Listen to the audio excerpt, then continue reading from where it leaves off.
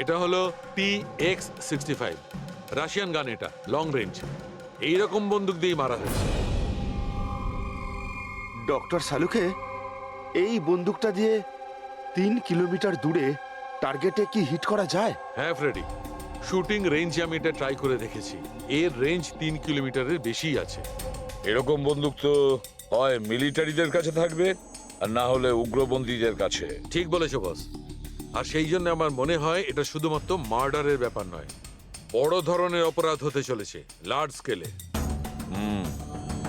দয়া, স্যার, একটা কাজ করো, দিল্লিতে যাও আর ইন্টেলিজেন্স ব্যুরো থেকে খোঁজ নাও যে এরকম বন্দুক কাদের হাতে থাকতে পারে আর সেটা কিভাবে।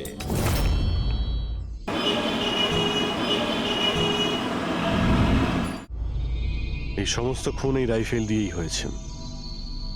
আর আপনারা তো জানেনই, এরকম হাই প্রোফাইল রাইফেল তো সবার কাছে থাকে না। আপনি একদম ঠিক বলছেন স্যার। আর যেটা আমাদের দেখা দরকার সেটা হলো এই রাইফেলটা যদি কেউ কিনতেও চায় তাহলে কিনতে পারবে না। এটা একটা কিংবা দুটো পিসে বিক্রি হয় না, বড় অ্যালটমেন্ট হয় এগুলোর। তাহলে কয়েক বছর আগে যে আতঙ্কবাদী হামলা হয়েছিল তার মধ্যে এই ধরনের রাইফেল ইউজ হয়েছিল? হ্যাঁ স্যার। তাহলে আপনাদের কোনো আতঙ্কবাদী গ্রুপের উপর সন্দেহ হয়? আগে হ্যাঁ স্যার, যদি আমাদের সন্দেহ ঠিক হয় তাহলে আমরা জানি যে এর পেছনে ঠিক কার হাত আছে।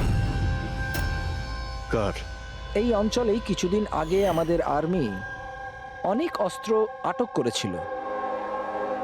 ওই অস্ত্রের মধ্যে এই রাইফেলটাও ছিল। হ্যাঁ প্রতাপ, স্যার, সমস্ত আতঙ্কবাদী মরে গেছে, ওদের মধ্যে একজন পালিয়ে গেছে, তবে আমরা সমস্ত হাতিয়ার আটকে নিয়েছি। ওয়েল ডান প্রতাপ। স্যার, আর যে টেররিস্টরা পালিয়ে গেছে তাদের সম্পর্কে সমস্ত পোস্টকে অ্যালার্ট করে দাও। তাহলে এই কাজ ওই আতঙ্কবাদীর হতে পারে যে পালিয়ে গিয়েছিল ওখান থেকে। হ্যাঁ স্যার। আর আমাদের ইনফরমেশন অনুযায়ী এই আতঙ্কবাদী গ্রুপ খুব বড় একটা কিছু করতে চলেছে। বোধহয় এটাই সেটা শুরু। এই দুটো অপরাধ সাধারণ কোনো খুন নয়, এটা নিশ্চয়ই কোনো বড় সড় ষড়যন্ত্র, কোনো দুষ্কৃতী আক্রমণ ঘটতে চলেছে। হ্যাঁ স্যার, আর এই খুনগুলোকে আটকানোর জন্য প্রথমে আমাদের আকাশ থেকে চলা গুলির রহস্য ভেদ করতে হবে স্যার। আর এই রহস্যের কিনারা করার জন্য সবার আগে আমাদের এটা জানতে হবে যে এই আতঙ্কবাদীরা রনি আর হিতেনের মতো সাধারণ লোকের হত্যা কেন করলো। আচ্ছা, এমন কি কমন আছে এই দুটো কেসে? স্যার, দুটো মার্ডারই আকাশে হয়, দুবারই গুলি উপর থেকে চালানো হয়েছে, পুরো পাওয়ারফুল রাইফেল দিয়ে। এটা প্রফেশনাল শার্প শুটারের কাজ হবে। আর স্যার, এই দুটো কেসেই কোনো ভ্যান্টেজ পয়েন্ট নেই, আর এমন কোনো জায়গা নেই যেখানে বসে খুনি এই দুজনকেই গুলি করতে পারে। তেমন কোনো জায়গা ছিল না, তেমন কোনো জায়গা ছিল না। খুন করার এটাই মূল কারণ নয় তো? তাহলে স্যার আপনি বলতে চাইছেন যে খুনির কাছে বসে গুলি চালানোর কোনো জায়গা ছিল না, আর ও এটা শিওর হতে চেয়েছিল যে টার্গেট যেন কোনোভাবেই মিস না হয়, সেই জন্যই ও এদের উপরে প্র্যাকটিস করছিল। Exactly Abhijit, exactly. সে গুলি ছোড়ার প্র্যাকটিস করছিল। তার মানে স্যার, ওর আসল টার্গেট অন্য কেউ? স্যার, যদি কোনো ভ্যান্টেজ পয়েন্ট নাই থাকে তাহলে ও গুলি চালাচ্ছিল কোথা থেকে? পঙ্কজ, উত্তরটা তোমার প্রশ্নের মধ্যেই লুকিয়ে আছে। আচ্ছা এটা বলো, আমরা মানুষ ডানা ছাড়া আকাশে কিভাবে ওড়ে? স্যার, এরোপ্লেন বা হেলিকপ্টারের মাধ্যমে। ব্যাস, তুমি তোমার উত্তর পেয়ে গেছো। কিন্তু স্যার, ওখানে ওই ক্রাইম সিনে আকাশের ওপর কোনো চপার তো ছিলই না স্যার, না কোনো কেবল কার ছিল ওখানে। তাহলে অন্য কিছু থাকবে, অন্য কিছু থাকতে পারে। অভিজিৎ, ম্যাপটা বের করো, ওই এলাকার চারপাশটা ভালো করে দেখো, দেখো এমন কিছু পাওয়া যায় কিনা। এমন কিছু আছে নাকি যেখান থেকে মানুষ হাওয়ায় উঠতে পারে? জঙ্গল আছে, আর হ্যাঁ, দুটো হট এয়ার বালুন রেঞ্জও রয়েছে। একটু দেখো তো, যেখানে খুন হয়েছিল সেখান থেকে এটা কতটা দূরে? স্যার, এই দুটো 60 কিলোমিটার রেডিয়াসের মধ্যে। তাহলে একটা কথা তো কনফার্ম, খুনি ওখানে হট এয়ার বেলুনে বসেছিল আর সেখান থেকেই ও গুলি চালিয়েছিল 3 কিলোমিটার দূর থেকে। স্যার, কেউ যদি হট এয়ার বেলুনে চড়তে চায় তাহলে আগে থেকে বুকিং করতে হয়, এমনি কেউ যেতে পারে না। কোনো ব্যাপার না, তোমরা ওই হট এয়ার বেলুনের অফিসে গিয়ে খোঁজ নাও যে এমন কোন ট্যুরিস্ট ছিল যে ওই দুটো দিনে এটা টোটাল 12 জনের লিস্ট আছে যারা সেদিন হট এয়ার বেলুনে বসেছিল। কিছু জন একা বসেছিল, কিছু জন গ্রুপ বানিয়ে বসেছিল। তোমার কি মনে আছে এদের মধ্যে কতজনের কাছে কোনো জিনিস বা ব্যাগ ছিল? বা কোনো সন্দেহজনক কাউকে দেখেছো? না, বদমাস তো কাউকে লাগছিল না, কিন্তু একজন বয়স্ক আন্টি ছিলেন। পিঠে একটা ব্যাকপ্যাক ছিল আর চোখে চশমা আর মাথায় টুপি পরেছিলেন। হ্যাঁ, আমরাও অবাক ছিলাম যে এই বয়সে এই সব ট্রাভেলিং এর ইচ্ছা। আর যখন ফটো তোলা হচ্ছিল উনি লজ্জা পাচ্ছিলেন আর নিজের মুখ লুকোচ্ছিলেন। রবি, এই বয়স্ক আন্টি শার্প শুটার শুনে একটু অদ্ভুত লাগছে না? হ্যাঁ স্যার, আমি এখানে পাইলট। 25শে ফেব্রুয়ারি স্যার সব মিলিয়ে আমি 6 জনকে এয়ার বেলুনে চাপিয়েছি স্যার, আর 2 জনকে দিনের স্যার। আচ্ছা, তাদের মধ্যে কেউ মানে গন্ডগোলের লোক মনে হয়েছিল, কিংবা যার কাছে কোনো জিনিসপত্র ছিল? স্যার এরকম তো কেউ ছিল না। হ্যাঁ, একজন বয়স্ক মানুষ ছিল, জানি না কারো বারবার চিৎকার করছিল। হয়তো ওর মুড খারাপ ছিল বা খিটখিটে ধরনের ছিল। ওনার হাতে কোনো কিছু ছিল? জিনিস তো ছিল না। হ্যাঁ, একটা লাঠি নিয়ে হাঁটছিল। লাঠি নিয়ে হাঁটছিল? হেই, তোমাদের সাহস কি করে হলো আমার ছবি নেওয়ার, আমাকে জিজ্ঞেস না করে? কিছু ভদ্রতা আছে না নেই? ওরাও ওগুলো ওরাও। আচ্ছা, ফটো তোলার জন্য রেগে গেছিল? কি অদ্ভুত ব্যাপার, তাই না স্যার? লোক হট এয়ার বেলুনে তো প্রতিদিন বসে না, তাই না? তারা নিজেরাই ফটো তুলতে চায় যাতে এই স্মৃতিকে তারা সারা জীবন রাখতে পারে। আর কোনো বিশেষ কথা মনে আছে ওর ব্যাপারে? স্যার জানি না বলাটা ঠিক হবে কিনা। না না, বলো, যেটা মনে আছে খুলে বলো। ওনাকে হাঁটতে দেখে মনে হচ্ছিল না যে ওনার লাঠির প্রয়োজন আছে, কিন্তু তাও উনি লাঠি নিয়েই চলছিলেন। আচ্ছা,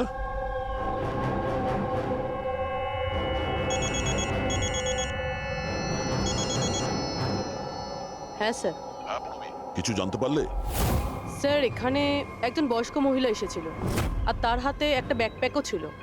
আর হ্যাঁ, ওই মহিলা ছবিও তুলতে চাইছিল না। আচ্ছা, এখানেও একজন বুড়ো লোক এসেছিল হট এয়ার বেলুনে চড়তে লাঠি নিয়ে, আর তারও ফটো তোলায় আপত্তি ছিল।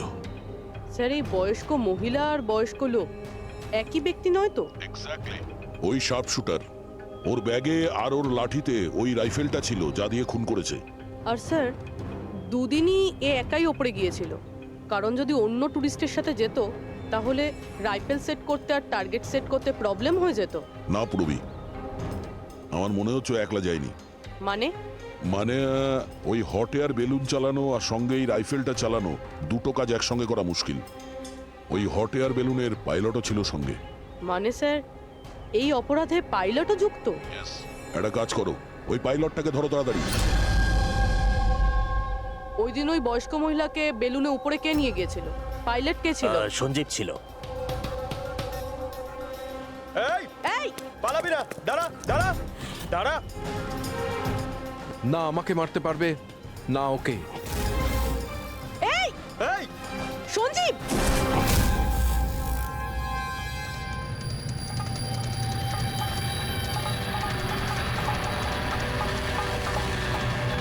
আরে তো প্রাণ দেওয়ার জন্য একদম তৈরি ছিল।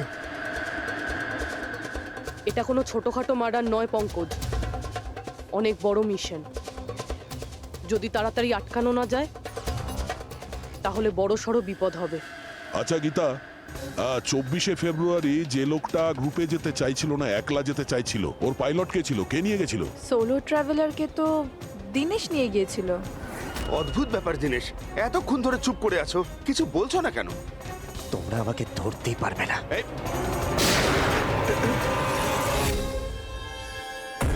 এখন যমরাজ তোকে অ্যাপয়েন্টমেন্ট দেওয়ার মুডে নেই।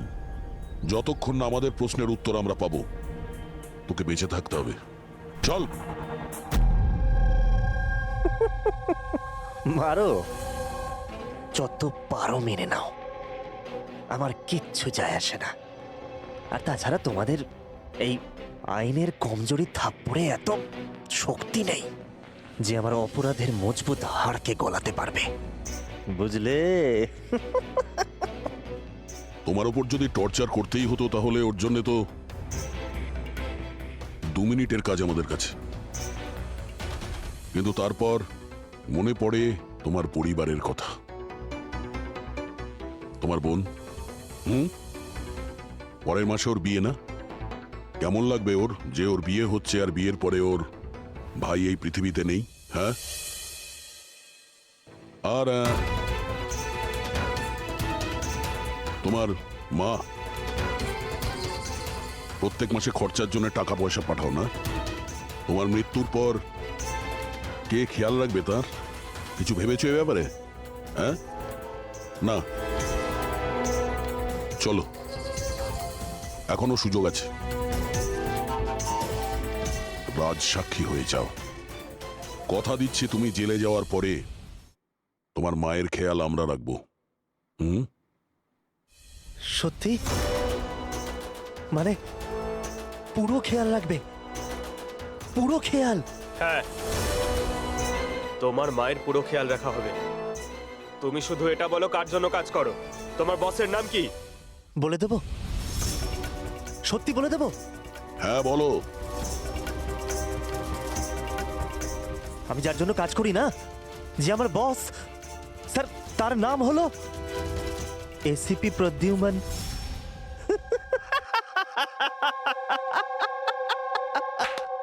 এসিপি প্রদ্যুম্ন, যাও ধরে নাও আর গ্রেফতার করে নাও তাকে। বলেছিলাম না আমি কিচ্ছু বলবো না, যা করার আছে করে নাও। সিআইডি কোথাকার, সিআইডি। বস, বস।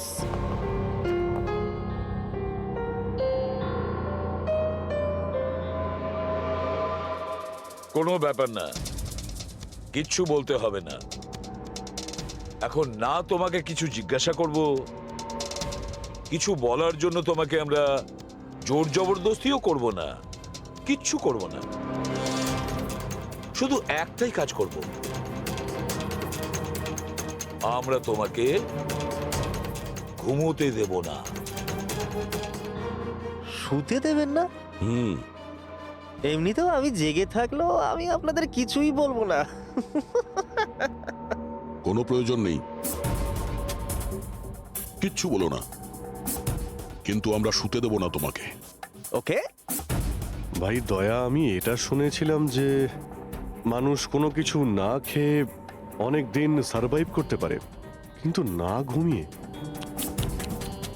কত কষ্ট হবে এই বেচারার। তোর বাঁচাটা খুবই মুশকিল, আমি এসব দেখতে পারবো না।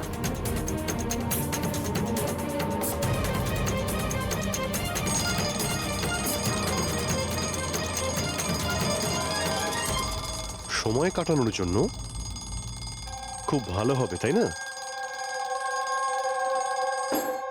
তোর জীবনের শেষ মুহূর্তগুলো তুই এই কাঁটার সঙ্গে গুনতে থাকবি, ঠিক আছে?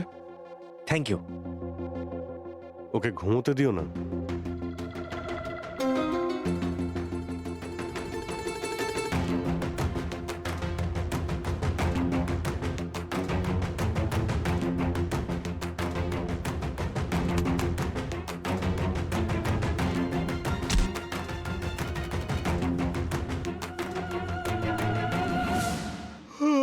ফ্রেডি স্যার, আরে কোথায় আছেন আপনি?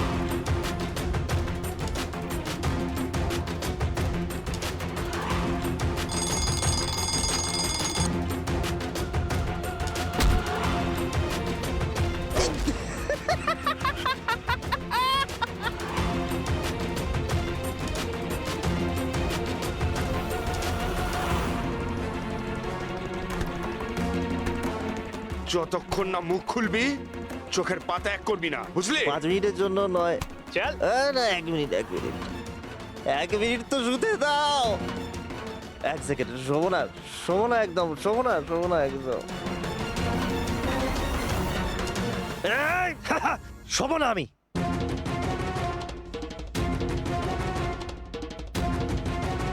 এবারও ভেঙে পড়বে।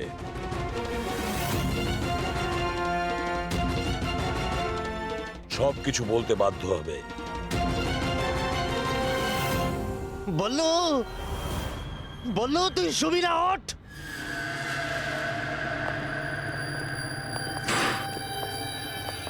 এই ঘুমোতে চাস? আর ওকে একটু ঘুমোতে দাও, কি প্রবলেম তোমাদের? ঠিক আছে, তোমাকে ঘুমোতে দেবো আমরা। আগে বলো যে তোমাদের গ্রুপের প্ল্যানটা কি? এই, হ্যাঁ বলছি। আমার নাম দীনেশ নয়, আমার নাম আমার নাম বল্লু। দীনেশ নয় আমার নাম। আর আমাকে স্পেশালি এই মিশনের জন্য তৈরি করা হয়েছিল। আর যে দুটো মার্ডার হয়েছিল না, ওটা প্র্যাকটিস ছিল। আমাদের আসল মিশন হলো ওকে মারা। আর ওই যে ওকে কি যেন নাম, স্টিভ মার্টিন। ওই শান্তির দূত যে সম্প্রতি ভারতবর্ষে এসেছে দেশে শান্তির বার্তা নিয়ে, যাতে সমগ্র বিশ্ব এই বার্তাকে সমর্থন করে, যাতে উগ্রপন্থীরা শেষ হয়। এসিবি, আমরা চাই না যে আতঙ্কবাদ কখনো শেষ হোক। আর স্টিভ মার্টিন তো মরবেই, তোমরা কিচ্ছু করতে পারবে না। আর আর যদি তোমরা বাঁচিয়েও নাও না, আমরা স্টিভ মার্টিনকে খতম করে দেবো একেবারে। আমাদের যে শার্প শুটার আছে না, একদম পাক্কা নিশানা তার। কোথায় মারবে ওকে আর কখন? বল। ও যখন কনফারেন্সে ভাষণ দেবে না, ওটাই সব থেকে সঠিক ওটাই সব থেকে সঠিক সময়। ওটাই সব থেকে সঠিক সময় হবে। ওই সময় ওর আশেপাশে কোনো সিকিউরিটি থাকবে না। আর যে কনফারেন্সটা আছে না, ওটা বিল্ডিং এর ছাদেতে হবে। তো ওই হট এয়ার বেলুনেতে আমাদের শার্প শুটার যাবে আর ওখানেই গুলি মারবে। কনফারেন্স ঘন্টা খানেকের মধ্যে শুরু হবে, এখন তাড়াতাড়ি ওখানে আমাদের পৌঁছতে হবে। আরে তোমরা যতই চেষ্টা করে নাও, বাঁচাতে পারবে না ওকে। আর হ্যাঁ, তোমরা যদি বাঁচিয়েও নাও না, তাহলে আমরা আবার প্ল্যান করব, দ্বিতীয়বার মারবো। কে মারবে? কিরকম দেখতে ও? আরে আমি ওর মুখ দেইনি এখনো পর্যন্ত। যখনই আসে ছদ্মবেশে আসে। তোমরা কি একে হসপিটালে নিয়ে যাও তাড়াতাড়ি। স্যার, আমরা কি হট এয়ার বেলুনটা আটকাতে পারি না যতক্ষণ এই কনফারেন্স শেষ হচ্ছে? না ফেডরিক, এই সব কিছু বন্ধ করা যাবে না। আজকে আটকালে কালকে অন্যরকম প্ল্যান করবে। আজকের প্ল্যান আমরা জানি, আজই ওদেরকে ধরবো।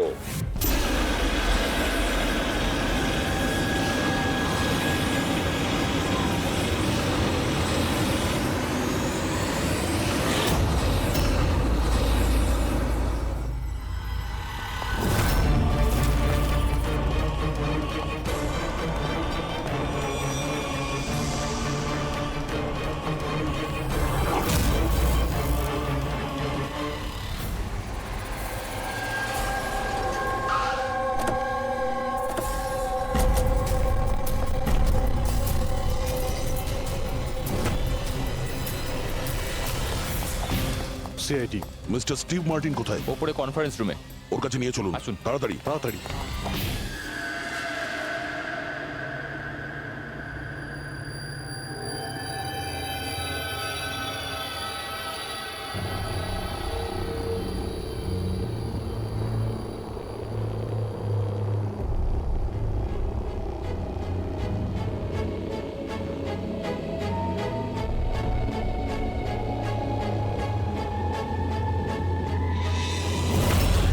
স্যার, এখানে 4টে বেলুন আছে। দুটো ওপরে আছে আর দুটো রেডি হচ্ছে। আমার সামনে যে বেলুনটা আছে স্যার, ওতে একটা কাপল আছে। আর ওই ছেলেটার কাছে ব্যাকপ্যাক আছে। নজর রাখো ওদের উপরে। কারা কারা আসছে, কারা কারা যাচ্ছে, সবাইকে ফলো রেখো, ওকে?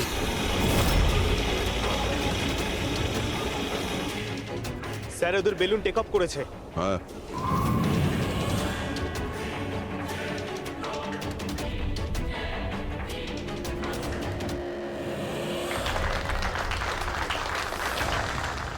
এই দুনিয়াতে টেরোরিজম কেন আছে, এই প্রশ্নটা আমাদের জানা দরকার।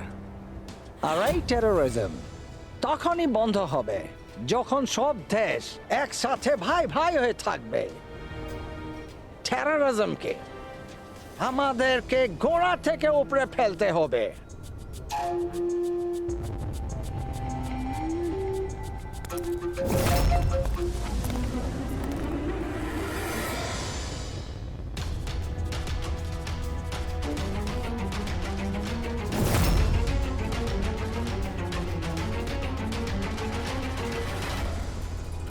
দুজন মিউজিশিয়ানকে দেখছি, ওরার জন্য তৈরি হচ্ছে।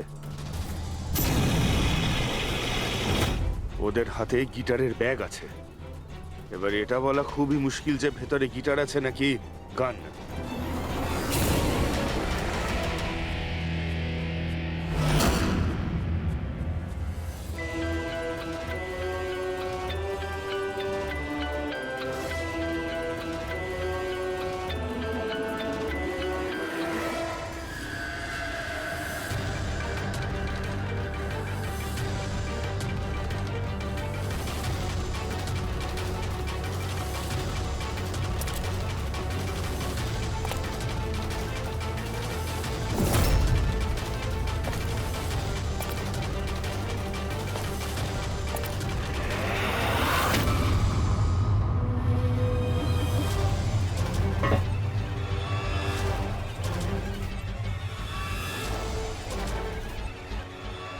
স্যার, আরও একটা লোক এসছে।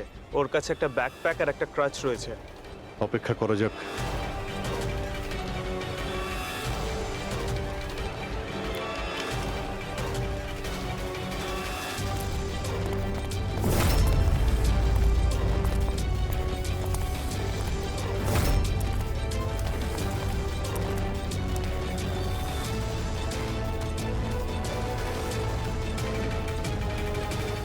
স্যার, ক্যামেরা ক্রু এসেছে। ওদের কাছে আবার দুটো ব্যাগ। Camera crew?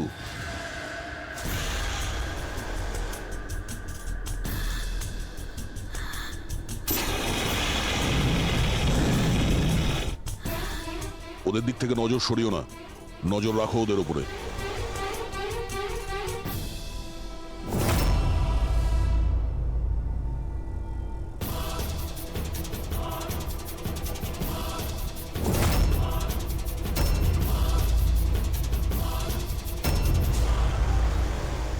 স্যার, এখানে তো অনেক বেলুন উঠছে। সুইসাইড বম্বিং কি এটা?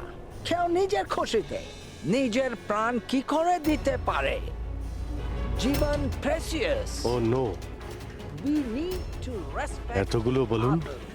আর সব এর মধ্যে দেশে আমরা যেটা খুঁজছি সেটা কোনটা? মনে হচ্ছে ছদ্মবেশে এসছে। মুখ দেখে গন্ডগোলের মনে হচ্ছে।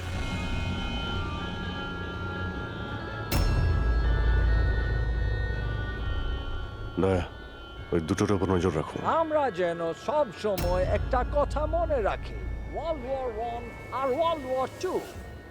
এটা তো বিটার। হচ্ছে কি এখানে? উপরে গিয়ে এরা মিউজিক বাজাবে নাকি? বাকি সমস্ত বেলুন তো চলে গেছে, একটাই আছে। মানে স্যার, খুনি এই বেলুনের। Camera crew. স্যার, এ কোথায় গায়েব হয়ে গেল?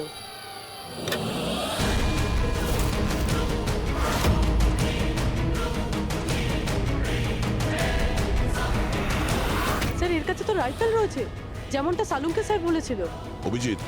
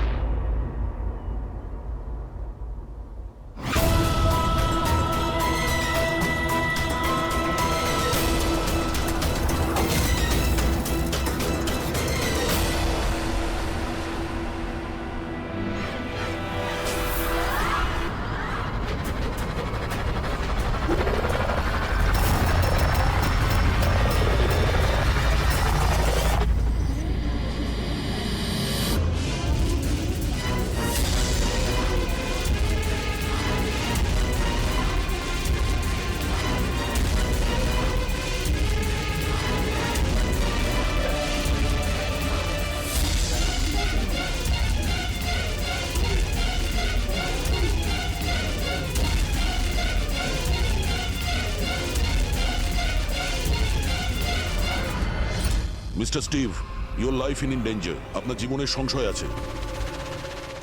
তাহলে কি করবে? We have a plan.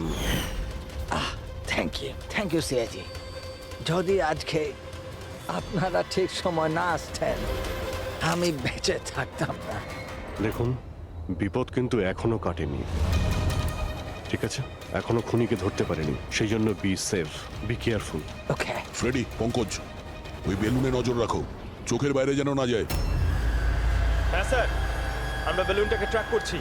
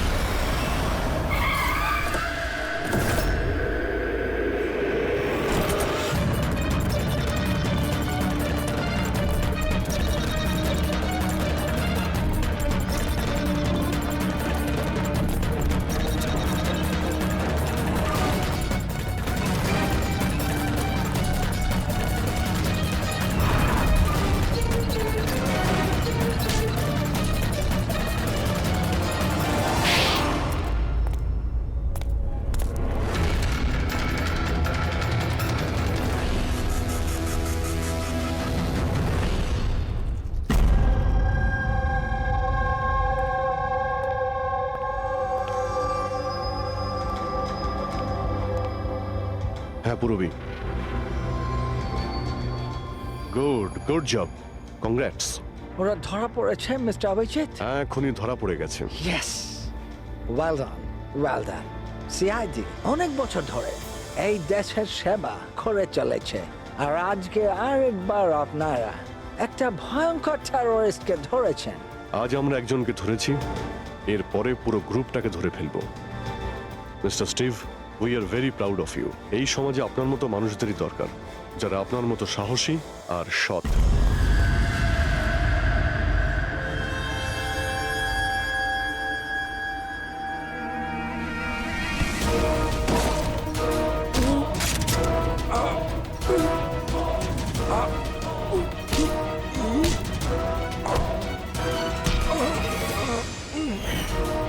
তাহলে তুমি ছদ্মবেশে রনি আর হিতেনকে মেরেছো? তোমার মতো একজন সব সুপার জেলের ভাত খেয়েও ফাঁসির অর্ডার আসার আগে পর্যন্ত। তোমার কি মনে হচ্ছে তোমরা আমাকে ধরে নিয়েছো তো স্টিভ প্রাণে বেঁচে যাবে? কখনো নয়। আমাদের ক্ষমতা এত বেশি যে তোমাদের আইন এটা খুঁজতে খুঁজতে হাঁপিয়ে যাবে, কিন্তু আমরা শেষ হব না। শেষ হবে তোমাদের এই দেশ। শোন ছাড় পোকা, আমাদের দেশের উপর অনেকে খারাপ নজর দিয়েছে, আবার চলেও গেছে। জানিস আমাদের দেশ কত বছর স্বাধীন হয়েছে? ৭৪ বছর। আর এই ৭৪ বছরে আমাদের দেশের জওয়ানরা জানি না কত আতঙ্কবাদীকে মেরেছে। আজ তোর পালা, কাল তোর সঙ্গীদের পালা। আমাদের দেশ থাকবে, খুব ভালোভাবেই থাকবে। আর এই দেশ থেকে যদি কোনো জিনিস চলে যায় সেটা হলো আতঙ্কবাদ, বুঝেছিস? আতঙ্কবাদ।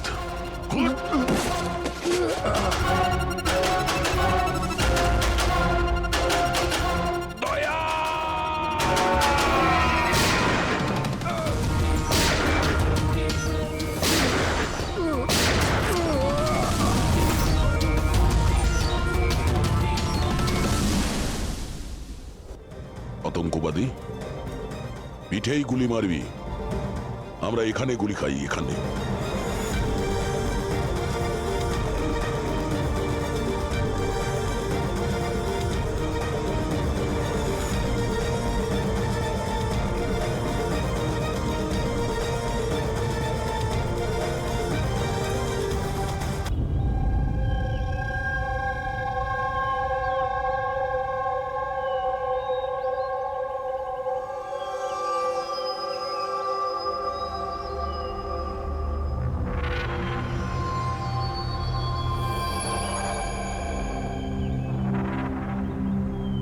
চলো ফাইনালি সেই সময়টা এসেই গেল যখন আমি আকাশে পাখির মতো উঠতে পারবো।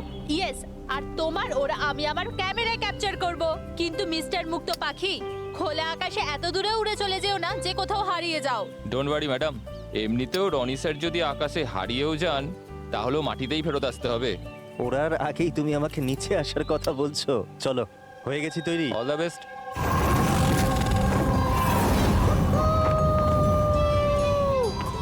Yes, this is so much fun! Oh my god! Yes, come on, keep going, keep going. Arya, I love you! Ronnie, I love you too. Wow, মনে হচ্ছে ওনার ভালোই এক্সপিরিয়েন্স আছে। অফকোর্স, আমেরিকাতে ও অনেক অ্যাডভেঞ্চার স্পোর্টস ট্রাই করেছে, bungee jumping, paragliding, আরো অনেক। ইন্ডিয়াতে কোনো কিছু ট্রাই করেনি, আর যখন ইন্ডিয়াতে এসেছে এই সারাদিনের জন্য, তো কেন কিছু ট্রাই করবে না?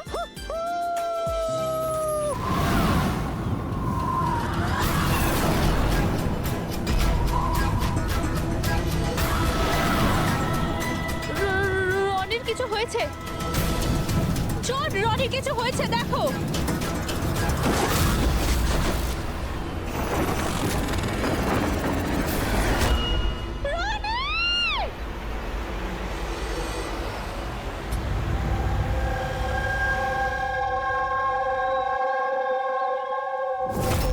আমি আর রনি এখানে ছুটি কাটাতে এসেছিলাম।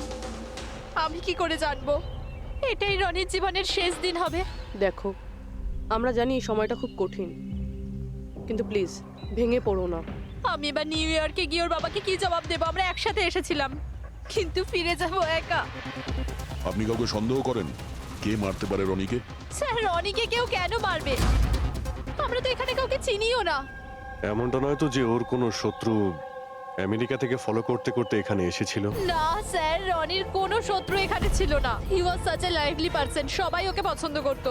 তাহলে তুমি বলতে চাইছো এখানে ইন্ডিয়াতে ওর কোনো আত্মীয় স্বজন, বন্ধু বা অন্যান্য কেউ নেই এখানে? এই দেশটা আমাদের জন্য অচেনা স্যার, সবকিছু এই প্যারাগ্লাইডিং এর লোকেরা করেছে। Please arrest them. আপনি আমাকে কেন দোষ দিচ্ছেন?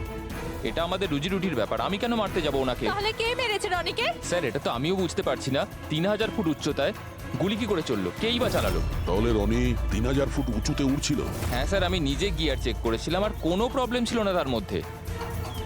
আর ওর আশেপাশে কাউকে উঠতে দেখেছো? আশেপাশে না স্যার, কেউই ছিল না। আকাশ একদম পরিষ্কার ছিল, চারপাশটাও পরিষ্কার ছিল, আর উনি ওনার রাইড এনজয় করছিলেন। কিন্তু হঠাৎ বুঝতে পারলাম না কি হলো, একদম দড়াম করে নিচে এসে পড়লেন। এই যে ক্ষতটা দেখছো, আমার মনে হচ্ছে অনেক দূর থেকে গুলি চালানো হয়েছিল, হয়তো কোনো রাইফেল দিয়ে। হ্যাঁ, রাইফেলই হবে, কারণ যে হাইটে এই উড়ানটা উড়ছিল ওখান থেকে তো কোনো শার্প শুটারই গুলি চালাতে পারে, কোনো রাইফেল দিয়ে।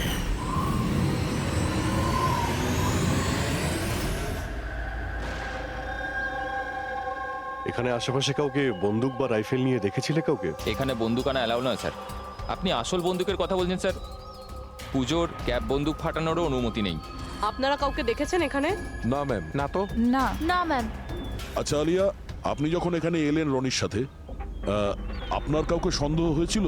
মানে কেউ আপনাদের ফলো করছে, এমন কোনো লোক যে গন্ডগোলের মনে হচ্ছে? না স্যার, এরকম তো কেউ ছিল না।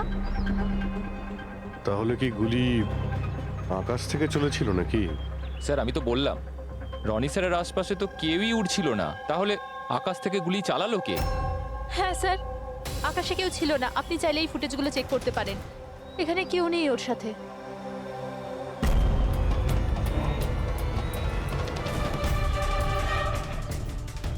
এই ফুটেজে তো রনির আশেপাশে তো দূরে দূরেও কাউকে দেখা যাচ্ছে না। স্যার, নিচে থেকে ওপরে তো কেউ গুলি চালায়নি। ইনি বলছেন যে যখন ওপরে উঠছিল কেউ ওর আশেপাশে ছিল না, ওপর থেকেও কেউ গুলি করতে পারবে না। আমার মাথায় এটা ঢুকছে না কে কোথা থেকে গুলি চালালো আর কিভাবে, বুঝতে পারছি না স্যার। অদ্ভুত ব্যাপার তো, ওর কোনো শত্রু নেই, তাহলে ওকে খুন করার জন্য এরকম প্ল্যানিং কে করতে পারে? কেসটা খুব জটিল মনে হচ্ছে। কোনো বাঁকা লোককেই এখানে পাঠিয়ে দিই, বাঁকা প্রমাণ, হয়তো সে কিছু পেতে পারে।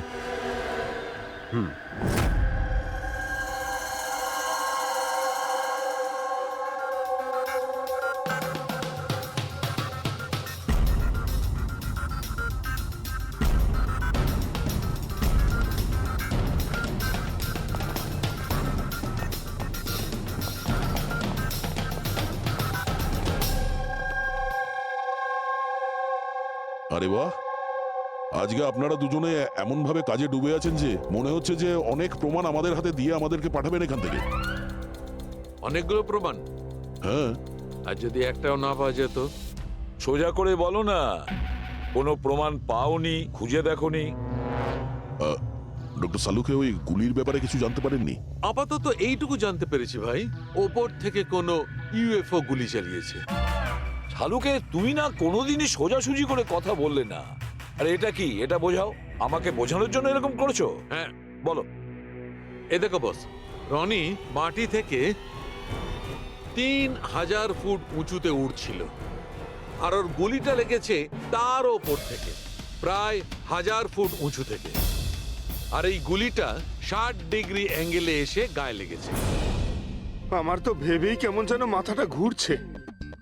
আকাশের উপর থেকে কে গুলি চালাতে পারে ওর উপর?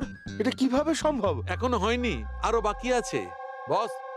এই গুলিটা প্রায় 3 কিলোমিটার দূর থেকে ছোড়া হয়েছে। ভারী অবাক কাণ্ড, তাই না দয়া? 3 কিলোমিটার দূর থেকে গুলি চালানো হয়েছে। 60 ডিগ্রি অ্যাঙ্গেলে রনির গলার ভেতর ঢুকে যায় আড়াআড়ি। তার মানে রাইফেলটা খুব পাওয়ারফুল ছিল মনে হয়।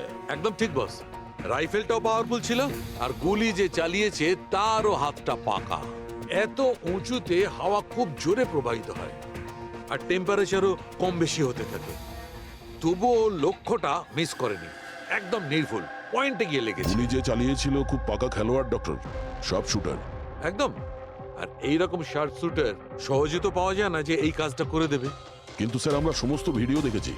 যখন রনি আকাশে ছিল তখন ওর আশেপাশে কোনো প্যারাসুট বা চপার ছিল না স্যার, আকাশ একদম পরিষ্কার ছিল। সেটাই তো বুঝতে পারছি না যে ওই কিলার কোথা থেকে গুলিটা চালিয়েছিল, অথচ আকাশটা পরিষ্কার ছিল। ও কি মেঘের আড়ালে লুকিয়ে ছিল? আর স্যার ওই গুলিটার থেকে কি জানতে পারলাম? কিছু পাওয়া যায়নি পুরবি। আমি ব্যালিস্টিক ডিপার্টমেন্টের পুরো ডেটা চেক করেছি, এরকম গুলির তো কোনো রেকর্ডই নেই। স্যার, এই গুলিটা নিশ্চয়ই কাস্টমে বানানো হয়েছে। হ্যাঁ, নিজের মতন গুলিটা বানিয়েছিল। এমন গুলি যেটা 3 কিলোমিটার দূর থেকে চালানো যায় আর সোজা গিয়ে টার্গেটে হিট করে। আর স্যার, এই গুলিটা যখন এত শক্তিশালী, তো এর রাইফেলটাও বেশ স্পেশাল হবে। হ্যাঁ, এক কাজ করা যাক, গুলিটাকে ব্যালিস্টিক ডিপার্টমেন্টে যাচাইয়ের জন্য পাঠাই, দেখি কি রিপোর্ট আসে। আর সে যেই হোক, এত উপরে চলে গিয়েছিল খুন করার জন্যে, এবার ওকে তো মাটিতে নামতেই হবে।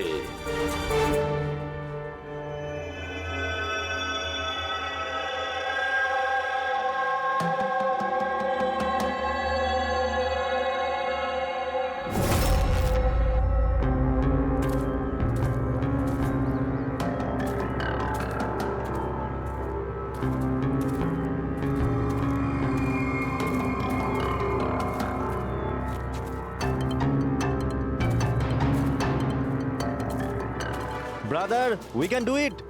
আরে ইয়ার গুরু, আর চলতে পারবো না, খুব হাঁপিয়ে গেছি আমি। ব্যাস নবীন, আর বেশি দূর নয়, 3000 ফিট চড়ে ফেলেছি, পাশেই আছে। We can do it, come on.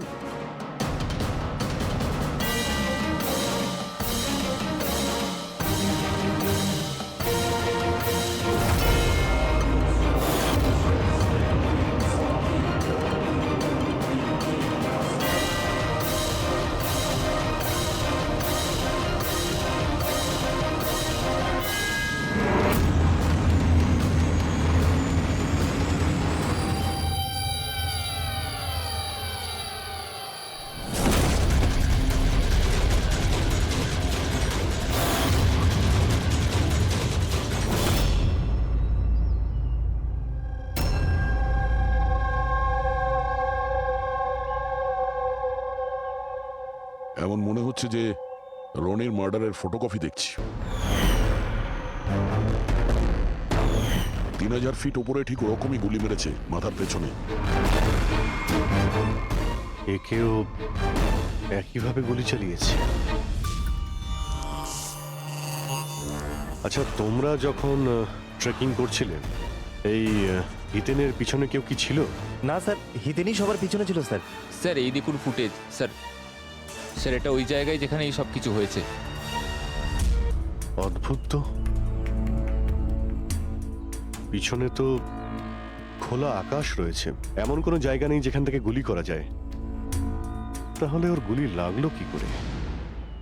দুটো কেসেই ধরা যাচ্ছে না যে গুলি কোথা থেকে চলেছে। স্যার একদম ঠিক বলছেন। আকাশ থেকে কোনো কাক বা পায়রা কি করে গুলি চালায়? এই গুলিটা চালালো কে? আর এই দুটো গুলি 24 ঘন্টার মধ্যেই চলেছে। আমার মনে হয় এই দুটো কেসের মধ্যে কোনো না কোনো কানেকশন আছে। আচ্ছা, এই ইথেন কি কাজ করতো? স্যার ও কলেজ স্টুডেন্ট ছিল স্যার, মুম্বাই গ্র্যাজুয়েশন করতে এসেছিল স্যার। ট্রেকিং এর অনেক শখ ছিল ওর। অভিজিৎ, বুঝতে পারছি না যে কেউ একজন কলেজ স্টুডেন্টকে মারার জন্য এত প্ল্যান করবে কেন। সেটাই তো, প্রথমে রনি আর এখনই হিতেন। তবে আকাশ থেকে তৃতীয় গুলিতে অন্য কেউ মারা যাওয়ার আগে এই খুনিকে ধরতেই হবে খুব তাড়াতাড়ি। গত 24 ঘন্টায় দুটো খুন হয়েছে, দুটোই যুবক, আর দুজনকে মারার পদ্ধতিও অদ্ভুত। অদৃশ্য খুনি। স্যার দুজনেরই মৃত্যু হয়েছে অ্যাডভেঞ্চার স্পোর্টস করতে গিয়ে। মাটি থেকে 1000 ফুট ওপরে মেরেছে স্যার। কিন্তু স্যার ভাবার বিষয় এটাই যে খুনি এই অ্যাডভেঞ্চার স্পোর্টের সময়টাই কেন বাঁচলো এদেরকে মারার জন্য? ও তো ওদের যে কোনো সময় মারতে পারতো। এত লম্বা প্ল্যান দুটো বাচ্চাকে মারার জন্য? শুধু প্ল্যানিংটাই